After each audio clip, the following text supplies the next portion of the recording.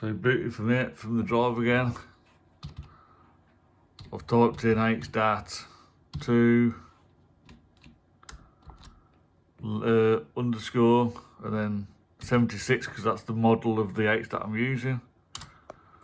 And it's going to go in, load its drivers, select the disk you want to work on. I'll just go back so you can see. You can choose between them. Then, if you want to look at S.M.A.R.T, you go to S.M.A.R.T.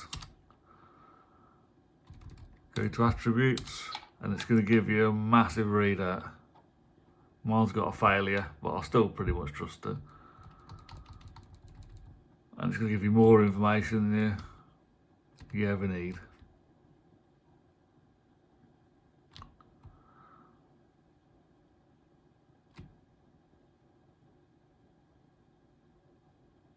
So that's it.